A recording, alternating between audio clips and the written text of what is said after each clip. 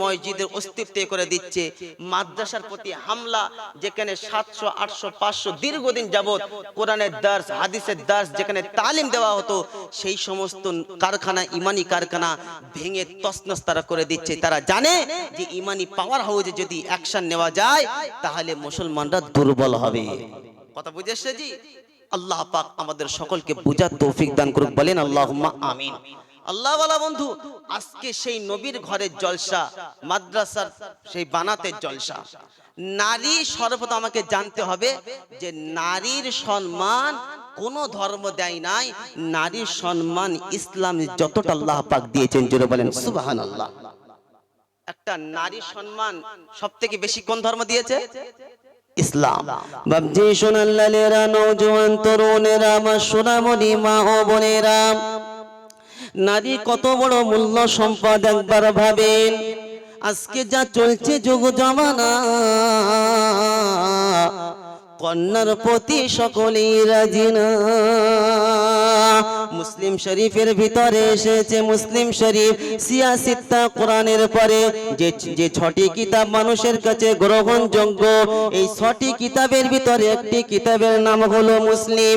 এ বাপজি সোনাল্লালেরা, নওজোয়ান তরুণেরা, মুসলিম শরীফের হাদিসের ভিতরে এসেছে, আল্লাহর নবী সাল্লাল্লাহু আলাইহি ওয়াসাল্লাম বর্ণনা করেছেন। হাদিসের সারাংশ হলো, যখন কোনো বাড়িতে, যখন কোনো মহিলা প্রসব বেদনা করে, যখন কোনো মহিলার গর্ভ থেকে দুনিয়াতে যখন কোনো বাচ্চা ভূমিষ্ঠ হয়, যখন কোনো মহিলা নারী কিংবা কোনো মহিলা নারী ভূমিষ্ঠ হয়, যখন কোনো কন্যা সন্তান দুনিয়াতে আসে, রব্বে জুল জালালের রহমতের ফেরেশতা ওই ঘরে অবতীর্ণ হয়। ঘরে এসে বলে, আসসালামু আলাইকুম ইয়া আহলাল বাইত। এ বাপজি সোনাল্লালেরা, নওজোয়ান তরুণেরা, আমার সোনামণি মা ও বোনেরা, নূরের পার দিয়ে তাকে জানা বোঝাতে থাকে, নূরের পার দিয়ে বোলাতে থাকে আর বলতে থাকে, এই নারীর সঙ্গে সৎ আচরণ করবে যারা,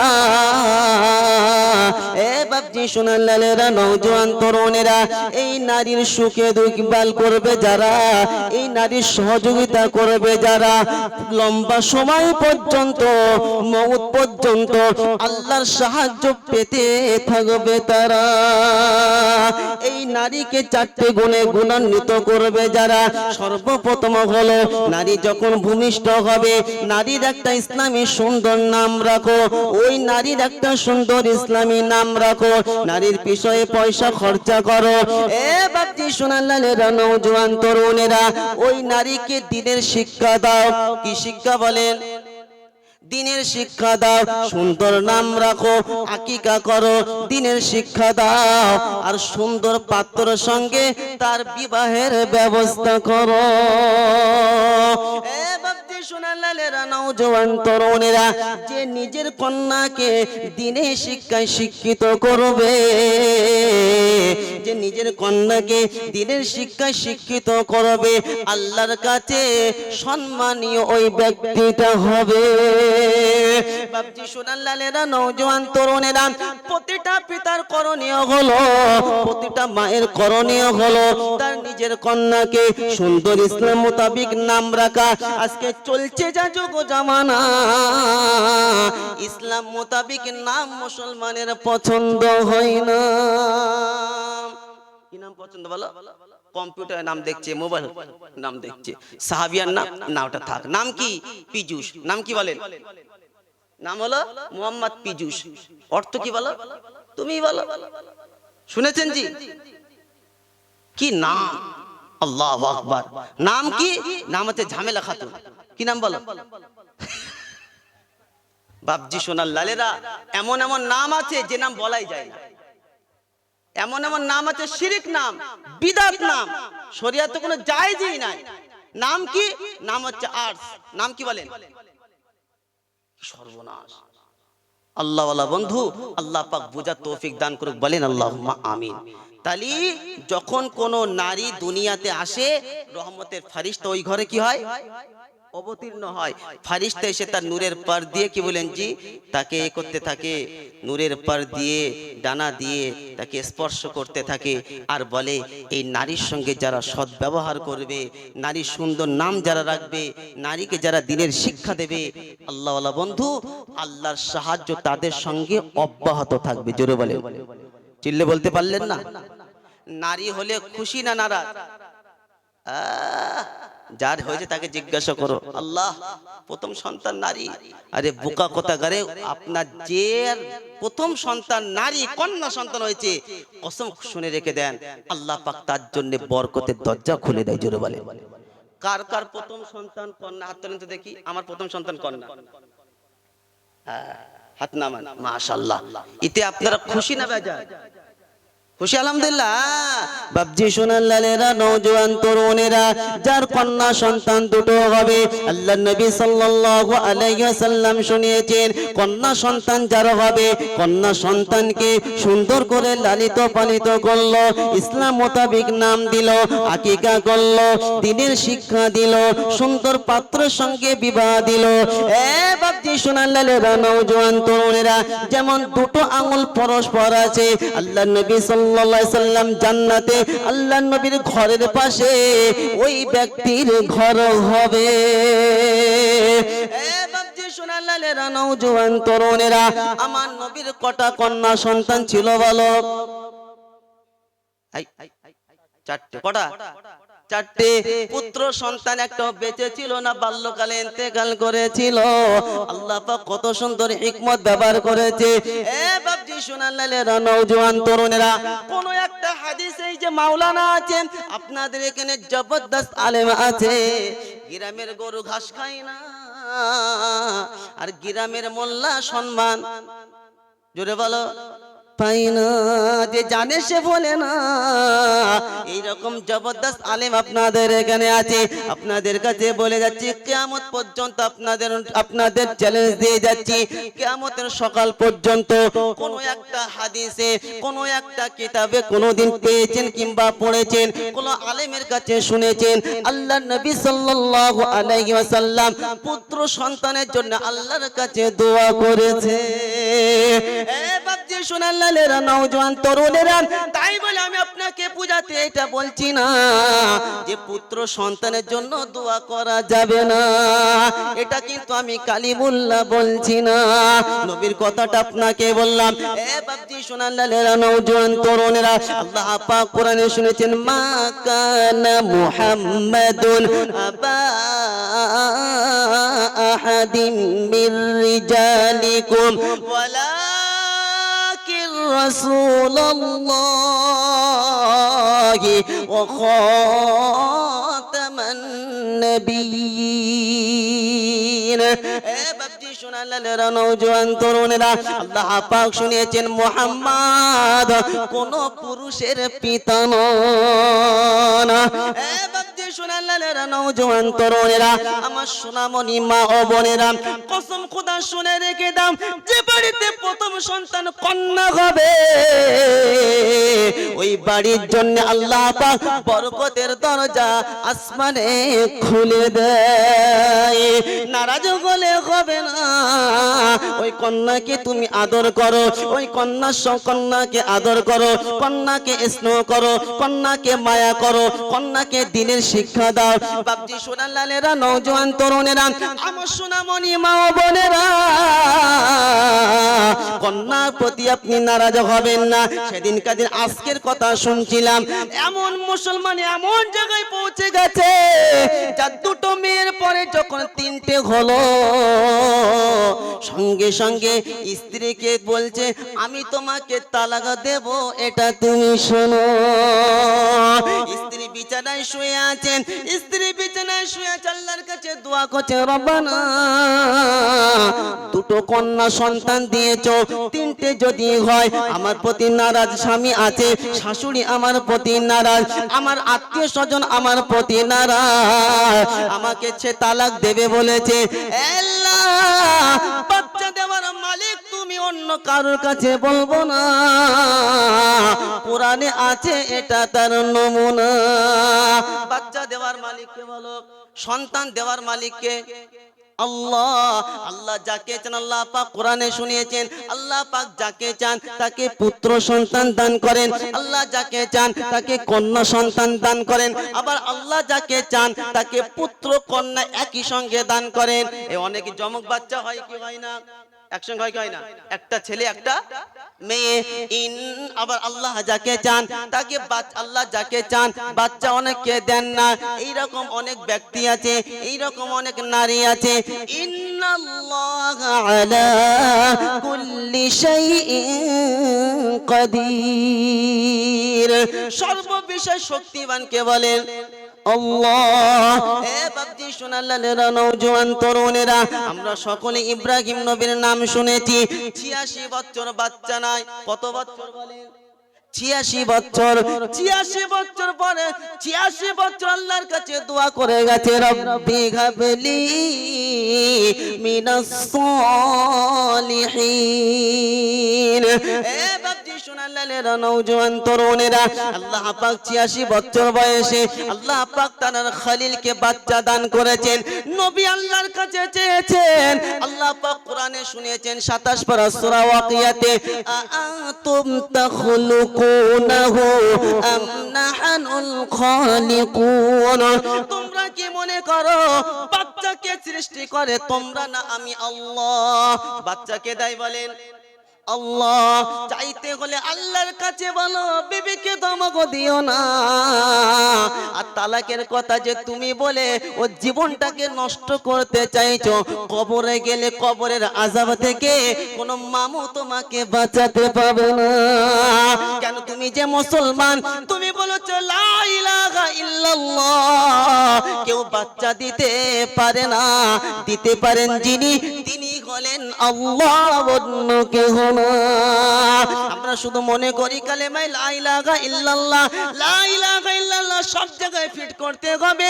কোনো প্রভু নাই, কোনো ইলাহ নাই, কোনো মাবুদ নাই, আল্লাহ ছাড়া আমরা কারোর ইবাদত করব না, শুধুমাত্র আল্লাহর করব। কেউ আমাদের অসুস্থ করতে পারে না, শুধুমাত্র আল্লাহ। কেউ সুস্থতা দিতে পারে না, দিতে পারেন যিনি ইল্লাল্লাহ। কেউ মৃত্যু দিতে পারে না, দিতে পারেন যিনি ইল্লাল্লাহ, আল্লাহ। বাচ্চা কেউ দিতে পারে না, লা ইলাহা ইল্লাল্লাহ। বাচ্চা কেউ দিতে পারে না, দিতে পারেন যিনি, দেবার মালিক যিনি ইল্লাল্লাহ, আল্লাহ ছাড়া অন্য কেউ না। সব জায়গায় ফিট করতে হবে ইল্লাল্লাহ, লা ইলাহা ইল্লাল্লাহ সব জায়গায় ফিট। আপনার সঙ্গে বলবো কি জানেন? বউকে বলছে যে এবার যদি হয় তোর একদম পুরো তোর একদম শেষ করে দেবো, তালাকি দিয়ে তো ছেড়ে দেবো। বউ কাঁদছে, বলছে আল্লাহ হয় সন্তান দে, তা নাহলে আমার তুলে দে।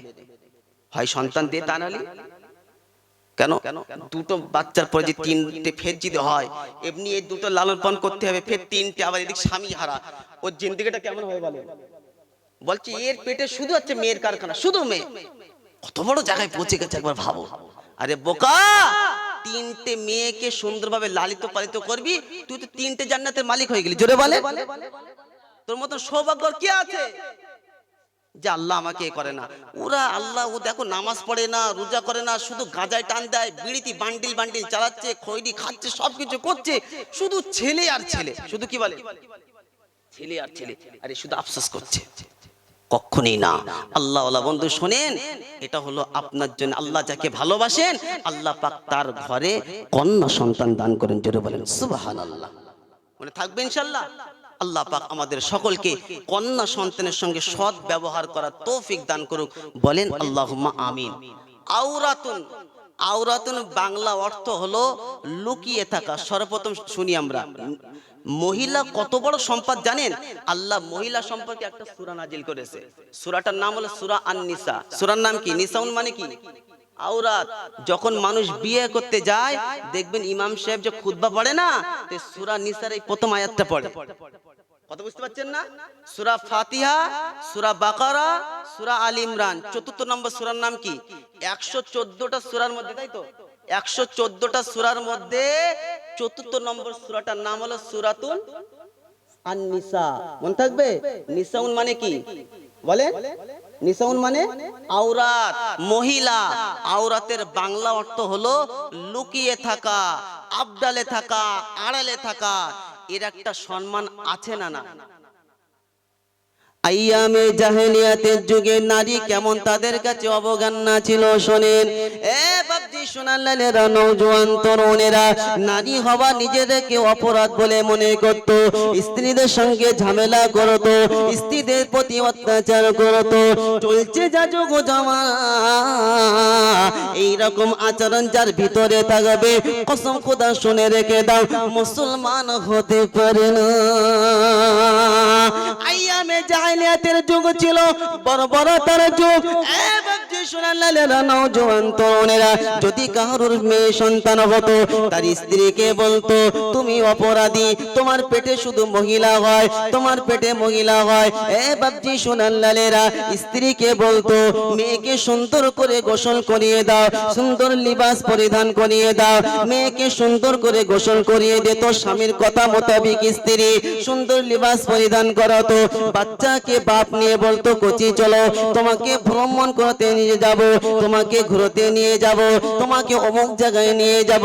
ছোট্ট শিশু বাচ্চা, এরা একটু শুনে রেখে দেন, ঘুরতে পছন্দ করে, এরা একটু বাইরের জিনিস দেখতে পছন্দ করে। ছোট্ট বাচ্চা কি জানে? ছোট্ট বাচ্চা নিরীহ দিল। এ বাপজি সোনালালেরা, নওজোয়ান তরুণেরা, বাপের হাত ধরে ছোট্ট বাচ্চা গুটি গুটি গুটি গুটি পায়ে মরুভূমি এলাকা, বালি এলাকা, ওখানে যখন চলতে লাগলো, বাপ সর্বপ্রথম তার ছোট্ট কন্যাকে বলছে বেটি এখানে তুমি দাঁড়িয়ে যাও, এক্ষুনি আমরা একটা খেলা করব।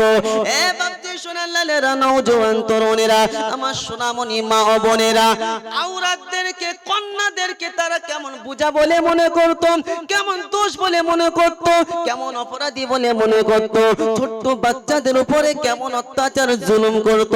ছোট্ট বাচ্চা দাঁড়িয়ে থাকতো, বাপ নিজে হাতে মরুভূমির বালি কাটতো, মরুভূমির বালি নিজে খুঁড়তো, খুঁড়তে খুঁড়তে যখন কতটা বড় হয়ে যেত, ছোট্ট বাচ্চা বারবার বাপকে জিজ্ঞাসা করে আব্বা তুমি কি করছো বুঝতে পারছি না, কি করছো আমাকে বলো। বাপ উত্তর দেয় কোচি চিন্তা করিস না, আর কিছুক্ষণের মধ্যে খেলা হবে, আর কিছুক্ষণের মধ্যে আনন্দ পাবি। ছোট্ট বাচ্চা জানে না। এ বাপজি সোনালালেরা, নওজোয়ান তরুণেরা, যখন কত পরিপূর্ণ হয়ে যেত, ওই জীবিত না জিন্দা, একেবারে জীবিত কন্যাকে কবরে জিন্দা তারা দাফন করে দিত। সোনালালেরা, কত কালকের ঘটনা, কসম খোদা শুনে রেখে দেন। সোশ্যাল মিডিয়ায় এসে বলছে হুজুর দেখেন কন্যা সন্তান হয়েছে বলে নারাজ হয়ে অপরাধ মনে করে বাচ্চাকে ফেলে মা চলে গেছে, তার পিতা চলে গেছে, এটা যার আচরণ হতে পারে, কসম খোদা শুনে রেখে দাও, প্রকৃত মুসলমান সে হতে পারে না। মুসলমান হলো তারা মহিলাকে সম্মান দেবে যারা। এইরকম একটা বর্বরতার যুগ ছিল। মহিলারা যখন শরীর খারাপ হতো, তাদের সঙ্গে স্বামীদের রিলেশন থাকতো না, কথাবার্তা বলতো না, জঙ্গলে তাদেরকে দিয়ে দিত, জঙ্গলে তাদেরকে তাড়িয়ে দিত। এ বাপজি সোনালালেরা, নওজোয়ান তরুণেরা, আমার সোনামণি মা ও বোনেরা, আল্লাহ পাক এমন একটা যুগে, এমন একটা বর্বরতার সময়, এমন একটা ইয়ামে জাহেলিয়াতের সময় তানার দোস্ত, তানার হাবিব জনাবে মুহাম্মদুর রাসূলুল্লাহ সাল্লাল্লাহু আলাইহি ওয়াসাল্লামকে প্রেরণ করলেন। আল্লাহর নবীকে যখন প্রেরণ করলেন, আল্লাহর নবী সাল্লাল্লাহু আলাইহি ওয়াসাল্লাম নারীদের সম্মানের গুরুত্ব, নারীদের গুরুত্ব, নারীদের সম্মান মানুষের কাছে তুলে ধরলেন। সোনালালেরা, নওজোয়ান তরুণেরা, মহিলা এত দামি, মহিলা এত দামি, কায়নাতে শুনে রেখে দেন, মানুষ যত স্থানে চলে যাক না কেন, যতই প্রিন্সিপাল হোক না কেন, যতই প্রফেসর হোক না কেন, যতই এসি হোক না কেন, যতই ডিআইজি হোক না কেন, যতই সিএম হোক না কেন, যতই প্রাইম মিনিস্টার হোক না কেন, শুনে রেখে দেন মহিলার সম্মান আল্লাহ নবী সাল্লাল্লাহু আলাইহি ওয়াসাল্লাম এমন দিলেন। আল্লাহ পাক কোরআনে এমন ঘোষণা করলেন যে মা এমন একটা সম্পদ, বাচ্চা যদি নিজের চামড়া দিয়ে মায়ের এক জোড়া স্যান্ডেল বানিয়ে দেয়, তারপরেও মায়ের এক ফোঁটা দুধের ঋণ শোধ করতে পাবে না। এ বাপজি সোনালালেরা, নওজোয়ান তরুণেরা, যে নারীকে অবহেলা মানুষ করত, যে নারীকে সম্মান দিত না, আল্লাহর নবী সাল্লাল্লাহু আলাইহি ওয়াসাল্লাম শোনালেন, আল জান্নাতু তাহতা কদমাইহি আবুহু ওয়া উম্মুহু। আল্লাহ পাক মায়ের পায়ের তলে, পিতামাতার পায়ের তলে আল্লাহ পাক বান্দার এই তার সন্তানের জান্নাত রেখে দিয়েছে। মায়ের পায়ের তলে কার জান্নাত? সন্তানের জান্নাত। নারীর সম্মান ইসলাম দিয়েছে, আল্লাহ পাক দিয়েছেন, নবী দিয়েছেন, যে খবরদার এমন আচরণ করবে না। আল্লাহ ওয়ালা বন্ধু, তারপরে শুনেন, আজকাল মানুষ দেখেন অন্য ধর্মের মানুষ বৃদ্ধাশ্রমে রাখছে। কোথায় রাখছে বলো? বৃদ্ধাশ্রমে রাখছে, কিন্তু কোরআন এবং হাদিসে কোথাও আপনি পেয়েছেন যে বাপ মা যখন বার্ধক্যে পৌঁছে যাবে তখন তার বৃদ্ধাশ্রমে রাখবে? এই কোন শুনেছেন? বরঞ্চ এইরকম আচরণ যে করবে তার ঠিকানা হলো লাল ঘর। কি জোরে বলে? লাল ঘর। বাপ মা যখন বার্ধক্যে পৌঁছে যাবে এর সঙ্গে সৎ ব্যবহার করা স্বয়ং কে বলেছেন? وقضى ربك ألا تعبدوا إلا إياه وبالوالدين إحسانا إما يبلغن عندك الكبر أحدهما أو كلاهما فلا تقل لهما أف ولا تنهرهما وقل لهما قولا كريما। সোনালালেরা, নওজোয়ান তরুণেরা, আল্লাহ পাক সুন্দর করে শুনিয়েছেন 15 পারা সূরা বানি ইসরাইলে 23 নম্বর আয়াত আল্লাহ পাক সুন্দর করে শুনিয়েছেন, আমি আল্লাহ আমার দাসত্ব হবে, আমার গোলামি হবে, আমার উপাসনা বান্দেগী হবে, বিশ্বে অন্য কার উপাসনা বান্দেগী হবে না। আর আমার কাছ থেকে উঠে গিয়ে পিতামাতার কাছে বসতে হবে, পিতামাতার সঙ্গে সদ্ব্যবহার করতে হবে, তাদের সঙ্গে এমন আচরণ করবি না উপ শব্দটা যেন হয় না। কার ঘোষণা? আল্লাহর ঘোষণা। এরকম কোন কিতাব আছে? দেখেন দেখেন, নারীদের সম্মান আল্লাহ ওয়ালা বন্ধু কে দিয়েছেন? আল্লাহ দিয়েছেন। মনে থাকবে ইনশাআল্লাহ। নারীদের সম্মান নবী দিয়েছেন। আল্লাহ পাক আমাদের সকলকে বুঝার তৌফিক দান করুক, বলেন আল্লাহুম্মা আমিন। তো যে কথা আপনাকে শোনাচ্ছিলাম মুসলিম শরীফের হাদিস, যার সারাংশ আল্লাহর নবী সাল্লাল্লাহু আলাইহি ওয়াসাল্লাম শোনালেন, যখন কোন মহিলা দুনিয়াতে আসে, রহমান কি বলেন যে রহমতের একটা ফারিস্তা অবতীর্ণ হয়, ফারিস্তা এসে তার নূরের পার দিয়ে বোলাতে থাকে আর বলে যে এই মহিলাটার সঙ্গে, এই নারীর সঙ্গে সৎ ব্যবহার করবে, এই নারীর সুন্দর নাম রাখবে, এর যে দিনের শিক্ষা দেবে, আল্লাহ পাক তার জন্য সাহায্য আল্লাহ পাকের তরফ থেকে তার জন্য জারি হয়ে যায়। জোরে বলেন সুবহানাল্লাহ। নারীর দিনের শিক্ষা আজকে চলছে। নারী এমন একটা সম্পদ, এ বেকাহারের তৈরি। কিসের তৈরি বলো? এ বেকাহারের তৈরি। কথা বুঝে এসছে জি? একটা মানুষের উত্থান আর পতন একটা নারীকে সামনে রেখে। মানুষের উত্থান আর পতন কাকে সামনে রেখে? আপনার স্ত্রী যদি কসম খোদা যদি সৎ হয় তো ও আপনার সংসার অটোমেটিক্যালি সুখী হয়ে যায়। জোরে বলে না সংসার সুখী হয়, একটা বাংলা প্রবাদ আছে না, সংসার সুখী হয় কার গুণে? পুরুষের গুণে না রমণীর গুণে? কেন বলে বলেন তো? একজনকে জিজ্ঞাসা করছে, আচ্ছা মানুষের স্ত্রীকে বলা হয়, মানুষের বউকে বলা হয় স্ত্রী, আবার একটা মানুষের জামা আপনার আয়রন করে ওটাকে কি বলে? বলে না? তো একজন জিজ্ঞাসা, আচ্ছা ভাই জামা যেটাকে প্রেস করে ওকেও বলে স্ত্রী, আবার মানুষ যাকে বিবাহ করে তাকেও বলে স্ত্রী, বিষয়টা কি? বলছে স্ত্রীর কাজ হলো বেকা জিনিস সোদা করা। কথা বুঝতে পারছেন না? এর নাম স্ত্রী। আর এই যে স্ত্রী, এ হচ্ছে বেকা। কথা বুঝতে পারছেন না? এরও কাজ হলো বেকা জিনিস কি করা। এই যে দুজনের অ্যাডজাস্ট আছে, ওই জন্য এর নামও স্ত্রী, এর নামও।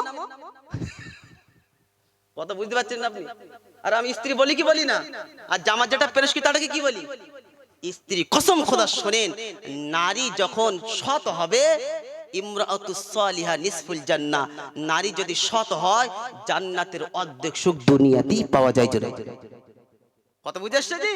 আল্লাহওয়ালা বন্ধু, সৎ যখন আপনার স্ত্রী হয়ে যাবে, আল্লাহর কসম আপনার অটোমেটিক্যালি আল্লাহ পাক ঘরেতে শান্তি দান করবে। আজকে যা বর্তমান পরিস্থিতি চলছে, নারীদের বেহায়েপনা, নারীদের বেহায়েপনা, বেআবরু। ওই জন্য আওরাতের বাংলা অর্থ হলো লুকিয়ে থাকা, আড়াল থাকা। আল্লাহওয়ালা বন্ধু, নারী সবসময় আড়ালে থাকবে, লুকিয়ে থাকবে। কথা বুঝতে পারছেন না? কেন? তিনটে জিনিস কখনই আপনারা ভরসা করবেন না। এক হলো ব্রেক ছাড়া গাড়ি। ব্রেক ছাড়া কি বলেন? গাড়ি। এই এমন একটা জিনিস, সেই রকম হিন্দুস্তান তো তুর্কিস্তান, এসি বাস, ড্রাইভার ভালো, প্যাসেঞ্জার ভালো, কালার ভালো, সবকিছু ভালো। যদি ব্রেক না থাকে তাহলে হিন্দুস্তান তো তুর্কিস্তান না, ডাইরেক্ট হিন্দুস্তান তো কবরস্তান। কথা বুঝতে পারছেন না? কেন? কি নাই?